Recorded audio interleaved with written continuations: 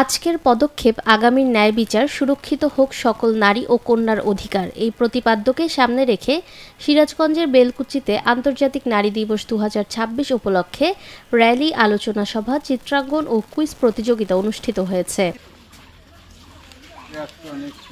8 March রোববার সকালে উপজেলার রাজাপুর ইউনিয়নের বামনবাড়িয়া গ্রামে আন্তর্জাতিক নারী দিবস উপলক্ষে সুইডেন সরকারের অর্থায়নে এবং মানুষের জন্য ফাউন্ডেশনের সহযোগিতায় বেসরকারি উন্নয়ন সংস্থা ন্যাশনাল ডেভেলপমেন্ট প্রোগ্রামের বাস্তবায়নে কমিউনিটি ভিত্তিক জলবায়ু সহনশীলতা ও নারীর ক্ষমতায়ন প্রকল্পের উদ্যোগে র্যালি, আলোচনা সভা, চিত্রাঙ্কন ও কুইজ প্রতিযোগিতা অনুষ্ঠিত হয়।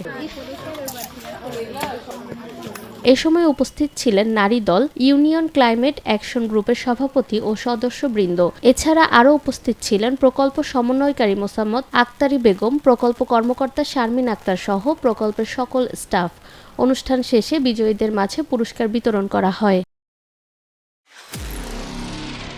নিরপেক্ষ, সত্য প্রকাশে আপোষহীন।